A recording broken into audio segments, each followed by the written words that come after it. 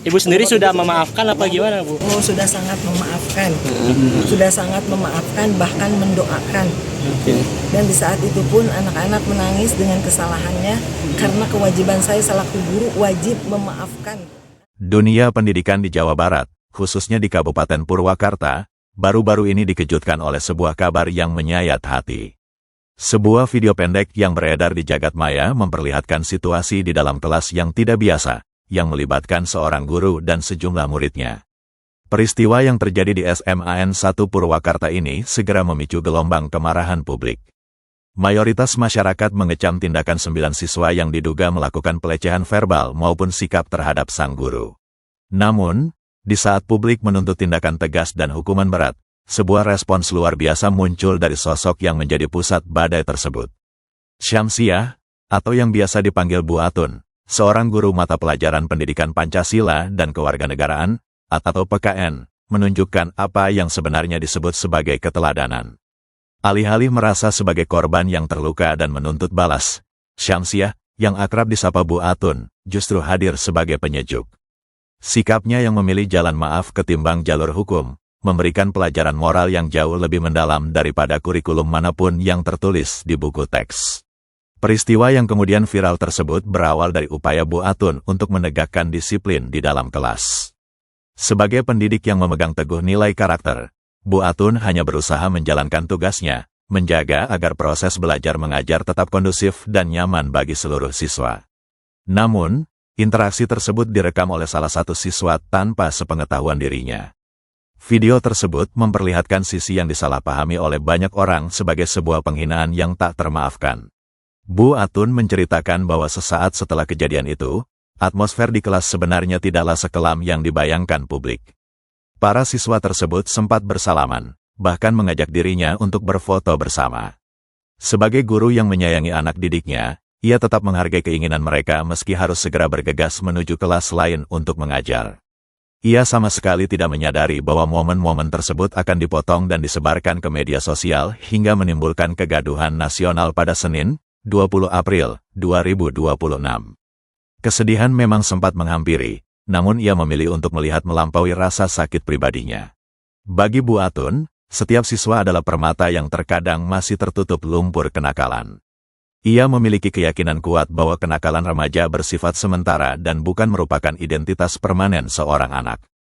Dalam pandangannya, tugas seorang guru bukan hanya mentransfer ilmu pengetahuan, tetapi yang paling utama adalah memperbaiki akhlak dan karakter. Inilah yang mendasari keputusannya untuk tidak melaporkan 9 siswanya ke pihak berwajib, meskipun dukungan untuk menempuh jalur hukum mengalir deras dari berbagai pihak. Mindset saya adalah ingin mengubah anak didik menjadi orang yang berakhlak tinggi, ungkapnya dengan nada tenang namun tegas. Ia percaya bahwa memberikan kesempatan kedua adalah kunci dari sebuah perubahan.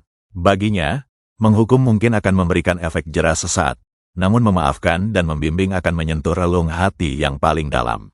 Bu Atun ingin memastikan bahwa anak-anak tersebut selamat, tidak hanya di dunia, tetapi juga di akhirat. Ia memahami betul bahwa setiap proses perubahan membutuhkan waktu, kesabaran, dan tentu saja, seorang guru yang tidak pernah menyerah pada muridnya sesalah apapun mereka. Sesama. Kejadian yang menimpanya dianggap sebagai sebuah momentum refleksi bagi dirinya sendiri sebagai pendidik. Ia merasa bahwa pendidikan karakter yang selama ini ia tanamkan mungkin belum sepenuhnya meresap ke dalam jiwa setiap murid, dan itu adalah tanggung jawabnya untuk terus membimbing tanpa henti. Momen haru terjadi saat para siswa yang terlibat menyadari kesalahan mereka. Di hadapan Bu Atun, mereka menangis, menyesali tindakan yang telah melukai hati sang guru. Tangis para siswa tersebut bukanlah tangis ketakutan akan hukum, melainkan tangis penyesalan karena telah menyia-nyiakan kasih sayang seorang pendidik.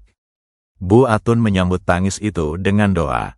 Ia mendoakan agar mereka menjadi generasi yang lebih baik, generasi yang menghormati orang tua dan guru, serta menjadi pribadi yang bermanfaat bagi bangsa. Baginya, kemenangan seorang guru adalah ketika melihat murid yang salah kembali ke jalan yang benar dengan kesadaran sendiri. Mengabdi sebagai guru sejak tahun 2003 bukanlah waktu yang singkat. Selama lebih dari 2 dekade, Bu Atun telah menghadapi ribuan karakter siswa yang berbeda-beda. Namun, ia mengakui bahwa insiden kali ini adalah yang pertama kali ia alami sepanjang karirnya. Sebagai manusia biasa, rasa sedih tentu tidak bisa dihindari. Namun, Bu Atun memiliki cara sendiri untuk menyembuhkan luka hatinya. Ia menjadikan nilai-nilai keimanan yang ia yakini sebagai obat yang paling mujarab. Ia percaya bahwa setiap ujian yang datang adalah cara Tuhan untuk menaikkan derajat kesabarannya. Dengan iman, ia mampu melihat para siswa tersebut bukan sebagai musuh, melainkan sebagai anak-anak yang sedang kehilangan arah dan membutuhkan pegangan. Sedih itu manusiawi, tapi keimanan saya jadikan obat, ucapnya.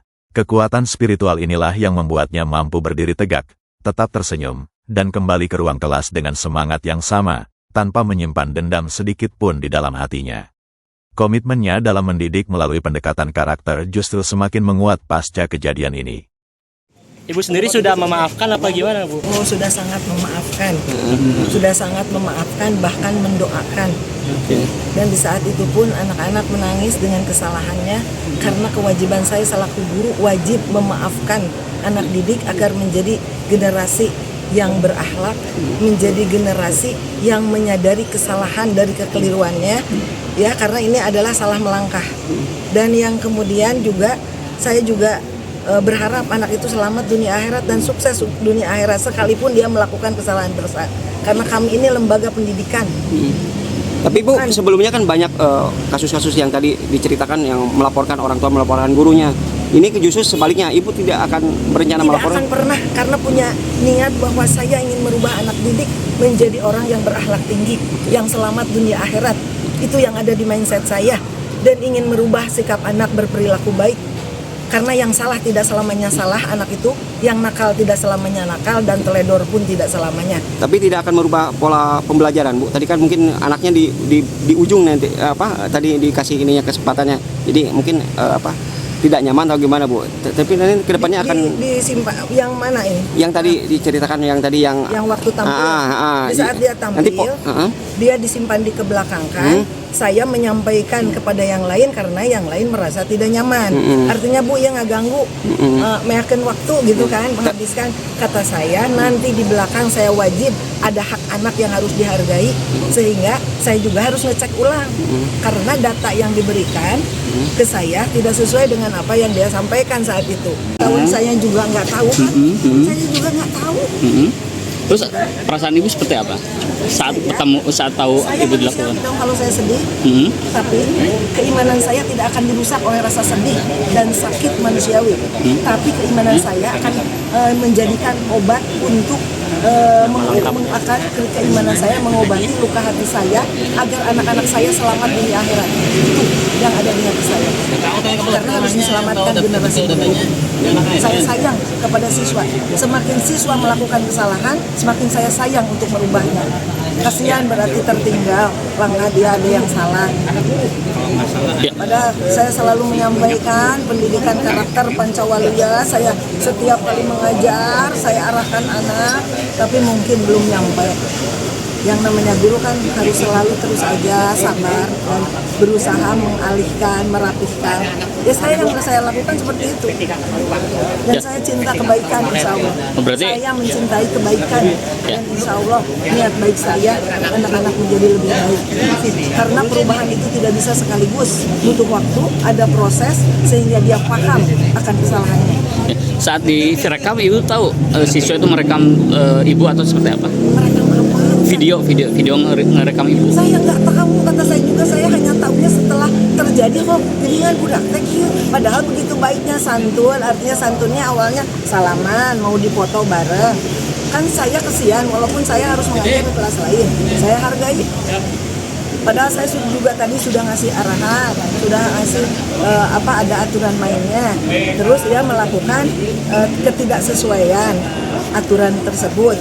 Lalu saya menerangkan, makanya kita harus belajar menghargai hak orang lain, waktu orang lain, dan seharusnya dari satu kelompok itu ada yang peduli untuk melihat apa seharusnya bagaimana. Sementara waktunya sudah ditentukan.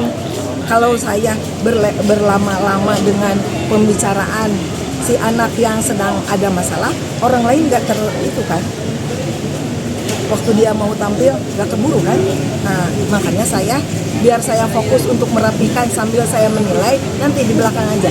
Dan setelah itu bahkan saya puji loh anak-anak, ibu bangga, hebat, bagus tampilannya kepada semua. Dan memang kenyataannya bukan berbohong.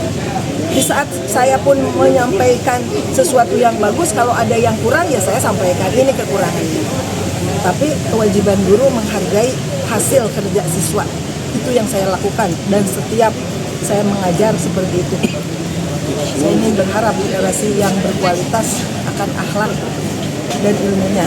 Harta yang paling berharga dalam diri saya, dalam hidup saya, memiliki anak-anak yang soleh, memiliki ilmu yang bermanfaat, hati yang selamat dunia akhirat. Itu mindset saya sebagai seorang pendidik. Ya, selama Dan mendidik ini, saya ingin menanamkan bahwa adab itu adalah hal utama dalam menuntut ilmu. Kalau mau menuntut ilmu, dahulukan adab terhadap guru. Oke. Bu, ini perlakuan pertama kali berarti ya dilakukan? Iya, belum pernah. Belum pernah ya. Ibu ngajar dari sejak kapan? Maaf. Ngajar, kalau ngajar sejak sudah berapa lama jadi tenaga pendidik? Sudah lama, sekitar 20 dari tahun 2003. 2003.